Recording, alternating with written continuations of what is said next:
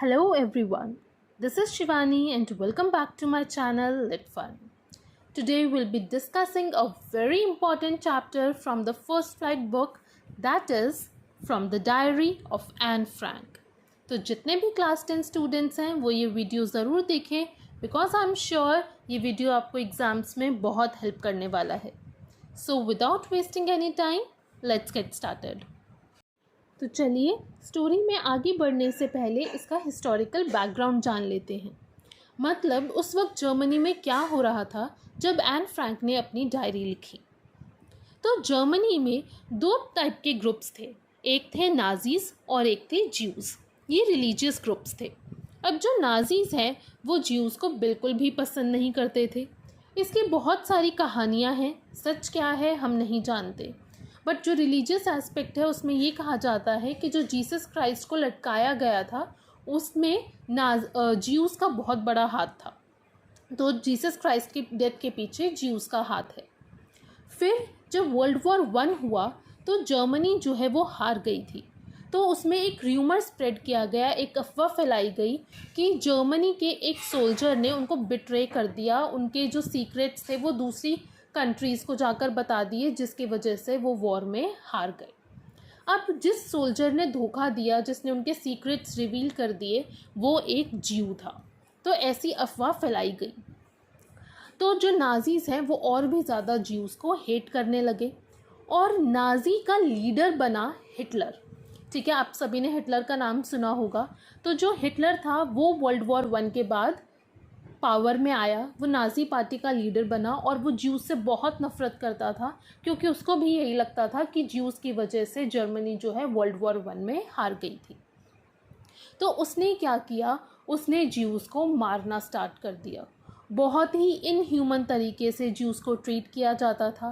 पहले कुछ लॉज बनाए कि ज्यूज़ इतने बजे के बाद घर से नहीं निकल सकते, वो पब्लिक ट्रांसपोर्ट यूज़ नहीं कर सकते, वो रेस्टोरेंट्स में नहीं जा सकते. और धीरे धीरे तो उनको उसने मारना ही स्टार्ट कर दिया. कॉन्सेंट्रेशन कैंप्स में, हॉलोकास्ट में, गैस चैम्बर्स में बहुत ही बुरी तरीके से उनको ट्रीट किया जाने लगा. तो ये था हिस्टोरिकल बैकग्राउंड. उस वक्त जर्मनी की कंडीशन अच्छी नहीं थी और ज्यूज़ के लिए तो बिल्कुल भी नहीं. अब आइए देखते हैं एन फ्रैंक ऐसे माहौल में कैसे सर्वाइव करती है. So first of all let's get acquainted with some basic details of Anne Frank. सबसे पहले तो एन फ्रैंक का बर्थ कब हुआ? 12 मार्च 1929 को. She was a German of course और वो एक ज्यू थी. ठीक है, तो उसका रिलीजन क्या था? जुडाइज़म. पर आपको इतना याद रखने की ज़रूरत नहीं है, आपको सिर्फ ये याद रखना है दैट शी वॉज अ ज्यू. तो जाहिर सी बात है वो भी हिटलर के टारगेट पे थी क्योंकि हिटलर किसी भी ज्यू को नहीं छोड़ रहा था. He was trying to kill every Jew. फिर एन फ्रैंक के फादर का नेम था ऑटो फ्रैंक, मदर का नेम था एडिथ फ्रैंक और उनकी एक एल्डर सिस्टर थी जिसका नाम था मार्गॉट फ्रैंक. एन फ्रैंक की डेथ 1945 में हुई. अब ये हमें क्लियर नहीं है कि उनकी डेथ फेब में हुई या मार्च में हुई क्योंकि बहुत ही ज़्यादा प्रॉब्लमेटिक टाइम चल रहा था तो कोई किसी की इतना ज़्यादा रिकॉर्ड नहीं रख रहा था. तो हमें श्योर नहीं है, पर 1945 में उनकी डेथ हुई थी और उसका रीज़न था टाइफस. टाइफस एक बीमारी है. जैसे जैसे नाजीज़ की पावर बढ़ी जर्मनी में, लोगों को वहाँ से, ज्यूज़ को वहाँ से भागने की ज़रूरत पड़ने लगी, छिपने की ज़रूरत पड़ने लगी. तो एन फ्रैंक भी उन्हीं में से एक थी. बिल्कुल वैसा सा ही सीन है जैसे जब हमारा पार्टीशन हुआ था तो बहुत सारे दंगे हुए थे और लोग इधर से उधर भाग रहे थे, छुप रहे थे अपनी जान बचाने के लिए. बिल्कुल वैसा ही जर्मनी में हो रहा था. तो एन फ्रैंक जो है वो अपनी फैमिली के साथ छिपने के लिए चली गई थी एम्स्टरडैम में. एम्स्टरडैम नीदरलैंड्स की कैपिटल है. तो चैप्टर में ये दोनों ही वर्ड्स यूज़ हुए हैं, एम्स्टरडैम भी नीदरलैंड्स भी. तो कंफ्यूज ना हो, नीदरलैंड्स में ही एम्स्टरडैम नाम की जगह है. वर्ल्ड वॉर 2 के दौरान ये सब हो रहा था. तो जिस साल फ्रैंक एम्स्टरडैम में छुपने के लिए गई अपनी जान बचाने के लिए, वो साल था 1942 और मंथ था जुलाई का. तो जुलाई 1942 में एन फ्रैंक की पूरी फैमिली नीदरलैंड्स में एम्स्टरडैम के अंदर शिफ्ट हो गई थी. 2 साल वो बहुत ही ज़्यादा छुप छुप के रहे, उनके फादर के ही ऑफिस में वो एक रूम में छिपे हुए थे और बहुत ही डिफ़िकल्ट समय उन्होंने वहाँ पर निकाला। वो ज़्यादा आवाज़ नहीं करते थे, लाइट्स नहीं जलाते थे, ताकि किसी को भी शक ना हो कि वहाँ पर कोई रह रहा है। तो बहुत ही कम सामान के अंदर, बहुत ही कम फैसिलिटीज़ में उन्होंने गुजारा किया और बाहर की तो उन्होंने शक्ल भी नहीं देखी। वो खिड़की से भी देखते हुए डरते थे कि कहीं कोई उन्हें देख ना ले। तो 2 साल बिल्कुल ऐसे छिपे रहने के बाद किसी ने बता दिया, किसी ने उन्हें बिट्रे कर दिया, किसी को पता चल गया होगा कि उनकी फैमिली वहाँ छुपी हुई है, और उन्होंने वो जो इन्फॉर्मेशन है वो नाज़ीज़ को दे दी। तो 2 साल बाद नाज़ीज़ आए और उन्हें वहाँ से पकड़ कर ले गए और उन्हें कॉन्सेंट्रेशन कैंप ले जाया गया। कॉन्सेंट्रेशन कैंप क्या है? कॉन्सेंट्रेशन कैंप की बेसिकली कंडीशंस बहुत ही ख़राब थी। वहाँ लोगों को ज़बरदस्ती ले जाया जाता था और उनसे बहुत सारा काम कराया जाता था। वहाँ की कंडीशंस बिल्कुल अच्छी नहीं थी, उन्हें प्रॉपर खाना नहीं मिलता था, बहुत ही कम 1 ग्लास पानी दे दिया पूरे दिन में, सिर्फ ऐसा ही था। क्लीनलीनेस बिल्कुल भी नहीं थी, गंदगी पड़ी रहती थी और जिसकी वजह से बहुत ज़्यादा बीमारियां भी वहाँ पर हो रही थी। तो वहाँ पर वो डायरेक्ट लोगों को नहीं मारते थे, उनसे बहुत सारा काम करवाते थे, लेबर का काम कराते थे, खाने पीने को कुछ नहीं देते थे, कोई हाइजीन नहीं थी, सैनिटेशन नहीं था, बहुत सारी बीमारियां वहाँ पर फैल गई थी। तो वहाँ की कंडीशंस बहुत ही बुरी थी और यही रीज़न था एन फ्रैंक की डेथ का भी, क्योंकि वहाँ पर क्लीनलीनेस नहीं थी। तो जैसे टाइफॉइड होता है वैसे ही टाइफस नाम की बीमारी है, तो बहुत सारी बीमारियां पनप रही थी और उसी वजह से एन फ्रैंक को भी टाइफस हुआ और उस बीमारी के कारण उनकी डेथ हो गई। एन फ्रैंक की फैमिली में से सिर्फ उनके फादर ही ज़िंदा बचे थे, सिर्फ वही सर्वाइव कर पाए थे। तो जब उनके फादर वापस आए तब उनको एन फ्रैंक की डायरी मिली और उन्होंने डिसाइड किया कि वो उस एन फ्रैंक की डायरी को पब्लिश करवाएंगे और वो एक बुक के रूप में पब्लिश कराई गई और उस बुक का नाम रखा गया the diary of a young girl. तो diary of a young girl एक पूरी प्रॉपर बुक है, उसमें से एक चैप्टर आपके सिलेबस में दिया गया है फर्स्ट फ्लाइट बुक में और उसका नाम रखा है the diary of Anne Frank. तो जो पूरी बुक है उसका नाम है the diary of a young girl और जो आपकी बुक में चैप्टर है उसका नाम है from the diary of Anne Frank. Now let's understand about Anne Frank and her need to write the diary. तो ये एन फ्रैंक की डायरी लिखने की जर्नी कहाँ से स्टार्ट हुई? ये स्टार्ट हुई जब वो 13 इयर्स की हुई, क्योंकि उसको अपने 13th बर्थडे पे एज अ बर्थडे गिफ्ट ये डायरी मिली थी। एन फ्रैंक ने डायरी लिखना स्टार्ट किया 12 जून 1942 को और 1 अगस्त 1944 तक उन्होंने ये डायरी लिखी। मतलब उनकी डायरी में अप्रॉक्सीमेटली 2 इयर्स का सारा इन्फॉर्मेशन है। ओरिजिनली ये डच लैंग्वेज में लिखी गई थी, क्योंकि वो जर्मन थी तो वहाँ पर डच लैंग्वेज चलती थी, लेकिन बाद में इनको बहुत सारी लैंग्वेजेस में ट्रांसलेट किया गया। हम इसको इंग्लिश लैंग्वेज में पढ़ रहे हैं। इस पर बहुत सारी मूवीज़, टीवी सीरीज़ और बहुत सारा शोज़ बनाए गए हैं और ये बहुत ही ज़्यादा पॉपुलर भी है। अब जब एन फ्रैंक अपनी डायरी स्टार्ट करती हैं तो वो कहती हैं that writing is a strange experience for me. तो ये क्वेश्चन भी आपका आ सकता है, इनफैक्ट फर्स्ट फ्लाइट बुक में ये क्वेश्चन भी है कि लिखना एन फ्रैंक के लिए एक स्ट्रेंज एक्सपीरियंस क्यों था। So we have 2 reasons for this. The first one is that she had never written anything before. इससे पहले उन्होंने कोई भी चीज़ नहीं लिखी थी, कभी डायरी नहीं लिखी थी। तो जब भी हम कोई काम फर्स्ट टाइम स्टार्ट करते हैं हमें थोड़ा सा अजीब लगता है। And second reason was that she thought no one will be interested in the musings of a 13-year-old school girl। तो उसको लगता था कि मैं लिख तो रही हूँ पर कुछ सालों बाद ना तो कोई और इसको पढ़ना चाहेगा और ना ही मैं खुद इसको पढ़ने में इंटरेस्टेड होंगी, क्योंकि आफ्टर ऑल मैं तो सिर्फ एक 13 साल की लड़की हूँ और 13 साल की लड़के की म्यूजिंग्स मतलब थॉट्स को कोई पढ़ना नहीं चाहेगा, कोई भी उसमें इंटरेस्टेड नहीं होगा। तो इसलिए उनको बहुत अजीब लग रहा था कि मैं कोई ऐसी चीज़ लिख रही हूँ जो कोई पढ़ेगा भी नहीं। बट ऑफ कोर्स यहाँ पर एन फ्रैंक बहुत गलत थी, क्योंकि आज पूरा वर्ल्ड उनकी जो डायरी है उसको बहुत ही शौक से पढ़ता है। Now the question arises, what was the need to write a diary? उनको डायरी लिखनी क्यों थी? Well, Anne needed to get things off her chest. मतलब बहुत कुछ था जो वो सोचती थी, जो उनके दिमाग में चलता था, और उनको बस अपना दिल हल्का करना था, इसलिए वो डायरी लिखती थी। और उनका मानना था that paper has more patience than people. ये लाइन चैप्टर की है और बहुत ही इम्पॉर्टेंट है। तो वो ऐसा क्यों समझती थी कि पेपर में ज़्यादा पेशेंस है?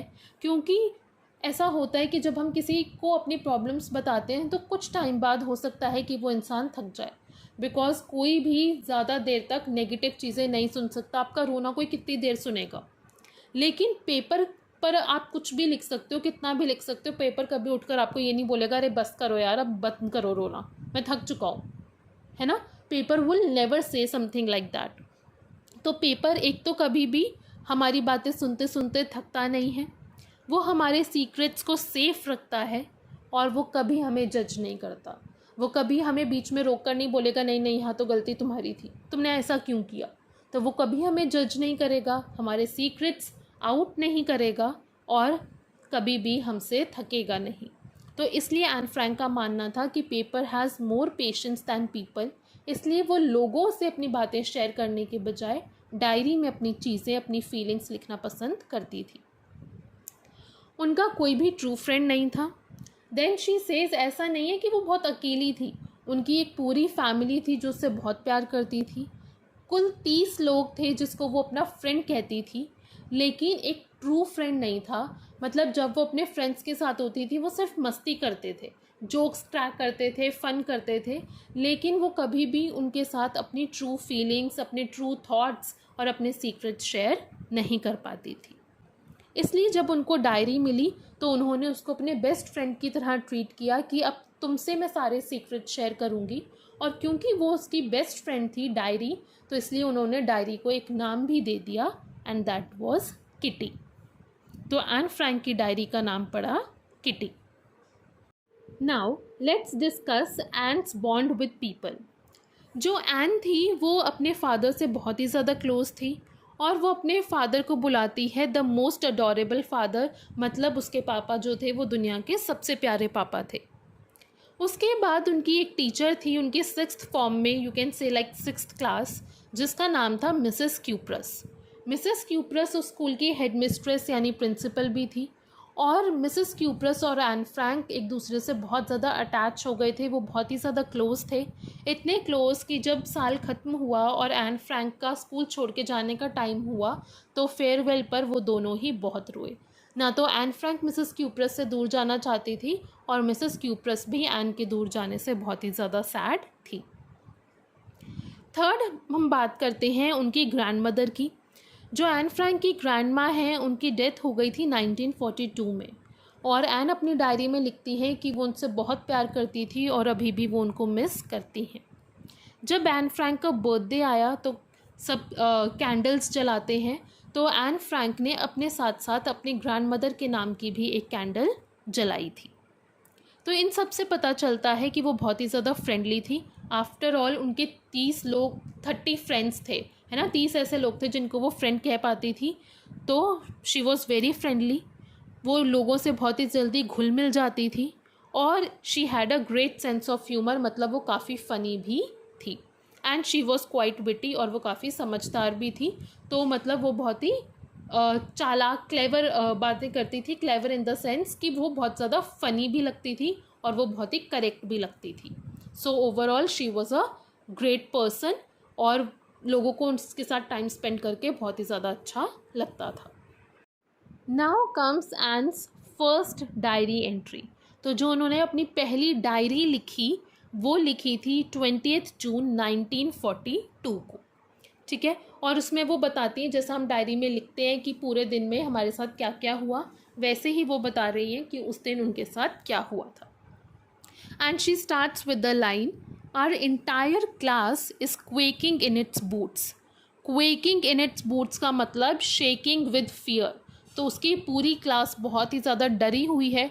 क्यों डरी हुई है? क्योंकि उसका फाइनल रिज़ल्ट आने वाला है, और उनकी पूरी क्लास बेट लगा रही है, शर्त लगा रही है कि कौन पास होगा और कौन पास नहीं होगा। इवन उन्होंने पूरी की पूरी पॉकेट मनी अपनी शर्त पर लगा दी है कि हम पास होंगे या हम पास नहीं होंगे। सो एन फ्रैंक जो है वो स्टार्टिंग में बहुत इन्जॉय करती है कि कैसे पागल लोग हैं, then they get very angry कि क्या है सुबह से लेकर शाम तक बस यही चलता रहता है, हम पास हो जाएंगे, नहीं नहीं हम फेल हो जाएंगे, अरे नहीं नहीं तुम टेंशन मत लो तुम हो जाओगे पास। तो बस पूरी क्लास में ऐसा ही माहौल है। फिर एन फ्रैंक कहती है कि सच पूछो तो मेरी तो आधे से ज़्यादा क्लास एकदम डम्ब है, डफर है और इन सबको फेल हो जाना चाहिए, but teachers are the most unpredictable creatures on earth. ये लाइन बहुत ही ज़्यादा इम्पॉर्टेंट है कि टीचर्स का कभी कुछ नहीं पता चलता वो कब कैसे रिएक्ट कर दे, तो वो बहुत ही ज़्यादा अनप्रिडिक्टेबल होते हैं। अब एन फ्रैंक ने ऐसा क्यों कहा कि टीचर्स बहुत ही ज़्यादा अनप्रिडिक्टेबल होते हैं, आइए समझते हैं। An had 9 teachers. 8 टीचर्स से तो उनकी बहुत ही अच्छी बॉन्डिंग थी, लेकिन 9th टीचर के साथ थोड़ी प्रॉब्लम थी और इसीलिए एन फ्रैंक को डर भी था कि हो सकता है वो मैथ्स में फ़ेल हो जाए। क्यों? क्योंकि जो मैथ्स के टीचर थे मिस्टर कीजिंग, उनको एन फ्रैंक से बहुत प्रॉब्लम थी।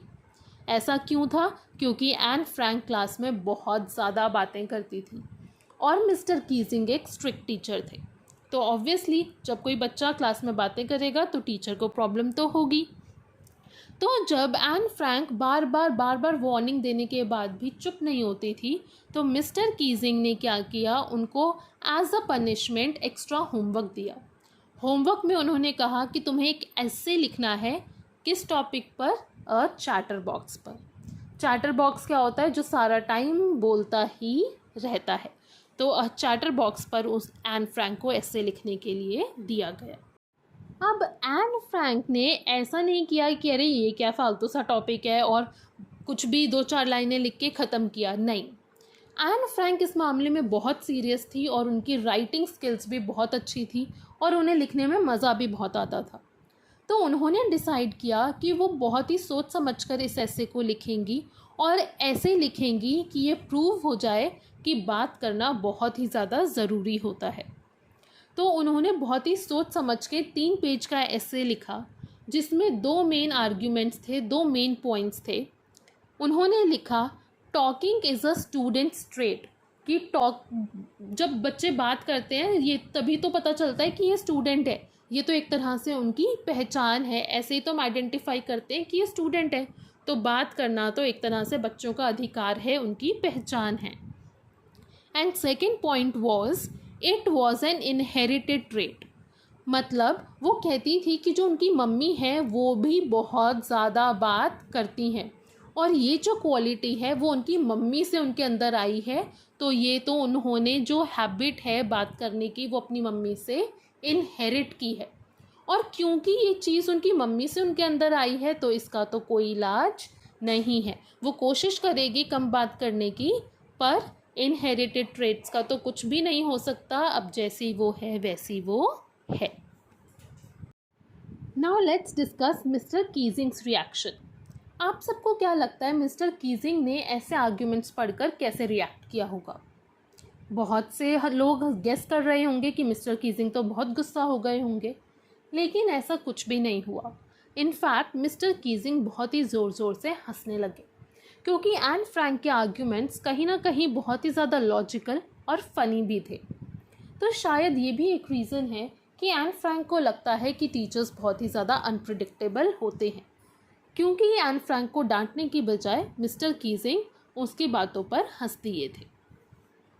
उसके बाद काफ़ी टाइम तक उन्होंने एन फ्रैंक को बात करने से नहीं रोका, लेकिन जब एन फ्रैंक ने बात करना बंद नहीं किया और मिस्टर कीजिंग का पेशेंस ख़त्म हो गया, तब उन्होंने उसको एक और ऐसे लिखने को दिया और इस बार टॉपिक था एन इनकरेजिबल चैटर बॉक्स। इनकरेजिबल मतलब ढीठ, जो कभी ना सुधर सके, तो उन्होंने उसको टॉपिक दिया एन इनकरेजिबल चैटर बॉक्स, कि वो बहुत बोलती है और वो कभी भी सुधर नहीं सकती। एन फ्रैंक ने इस पर भी ऐसे लिखकर सबमिट कर दिया। फिर मिस्टर कीजिंग ने पूरे 2 क्लासेस तक एन फ्रैंक को बात करने से नहीं टोका, लेकिन तीसरी क्लास में उनका जो सब्र का बांध था वो टूट गया था और फिर उन्होंने उसको एक और ऐसे लिखने को दे दिया और इस बार टॉपिक था quack quack quack said mistress chatter box. ये एक बहुत ही फ़नी टॉपिक था और ये टॉपिक सुनते ही पूरी क्लास जो है वो ज़ोर ज़ोर से हंसने लगी। बट एन भी कहाँ हार मानने वाली थी। अब उसको भी ये टॉपिक बहुत ही फ़नी लगा, लेकिन उसका जो सारा कंटेंट था चार्टर बॉक्सेस के ऊपर वो ख़त्म हो चुका था और उसको कोई नए आइडियाज़ मिल ही नहीं रहे थे। तो उसने अपनी एक फ्रेंड की हेल्प ली जो कि पोइट्री लिखने में बहुत ही अच्छी थी, और उसने क्या किया, पूरा ऐसे जो है वर्स फॉर्म में लिखा, मतलब कि पोएम की तरह लिखा। जो एन फ्रैंक की पोम थी वो एक मदर डक के बारे में थी और एक फादर स्वैन के बारे में थी। उनके 3 बेबी डकलिंग्स थे, मतलब 3 छोटे छोटे बच्चे थे, और उनके पापा ने जो है उनको काट खाया था, और ऐसे काटा था कि वो तीनों मर ही गए थे। क्यों? क्योंकि वो बहुत ही ज़्यादा क्वैक क्वैक करते थे, तो वो बहुत ज़्यादा बोलते थे, इसलिए उनके फादर स्वैन ने उनको काट लिया था और काटने से उनकी डेथ, उन 3 बच्चों की डेथ हो गई थी।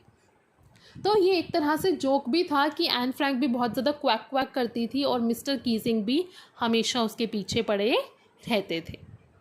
तो जब क्लास में एन ने ये पोएम सुनाई तो मिस्टर कीजिंग जो है ऑब्वियसली वो हंसे, लेकिन उन्होंने बिल्कुल भी उसको नहीं डांटा कि तुम क्या फालतू बकवास लिख लाई हो। इनफैक्ट उन्होंने उसकी पोएम को अप्रिशिएट किया, तारीफ़ की, अपना फीडबैक दिया कि किस तरीके से पोएम को और इम्प्रूव किया जा सकता है, और दूसरी क्लासेस में जाकर भी एन फ्रैंक की पोएम को रीड किया। तो मतलब उन्होंने एन फ्रैंक को बहुत सपोर्ट किया, और वो बहुत ही एक अच्छे टीचर थे। ये क्वेश्चन आ सकता है, तो मिस्टर कीजिंग स्ट्रिक्ट थे लेकिन बहुत ही अच्छे टीचर थे। जो उन्होंने पनिशमेंट्स दी, उन पनिशमेंट्स ने भी एन फ्रैंक की हेल्प की उनकी राइटिंग स्किल्स को इम्प्रूव करने के लिए, और उन्होंने उसको बहुत सपोर्ट भी किया जब उनको उसमें टैलेंट नज़र आया। तो बजाय गुस्सा होने के या बजाय उसको मारने पीटने के, उन्होंने हमेशा उसके अच्छे के लिए ही सोचा। इवन उनकी पनिशमेंट्स ने भी एन फ्रैंक की काफ़ी हेल्प की। उसके बाद से उन्होंने एन फ्रैंक को कभी बात करने से नहीं रोका। इनफैक्ट वो खुद भी क्लास में जोक करने लग गए थे। तो पहले वो बहुत ही ज़्यादा स्ट्रिक्ट थे, लेकिन जब उनको एन फ्रैंक जैसे स्टूडेंट मिली जो इतनी फ़नी और विटी थी, तो उन्होंने भी अपनी थोड़ी पर्सनालिटी चेंज की और वो भी क्लास में अब जोक्स करने लग गए थे। So that's why Anne says कि teachers are most unpredictable creatures. हमें नहीं पता कि वो कब नाराज़ हो जाएं और कब वो हमें इतना ज़्यादा सपोर्ट और प्यार दे दे। तो बस यही था एन फ्रैंक का चैप्टर, और इसी के साथ हो जाती है इस चैप्टर की happy ending. And that's it everyone. So that's it, and with this we come to an end of the chapter. I hope आपको चैप्टर अच्छे से समझ आ गया होगा, and if you still have any doubts तो आप कमेंट सेक्शन में पूछ सकते हो। Will meet next with another chapter. Till then, bye bye and keep studying, and all the best for your exams. Bye and have a nice day everyone.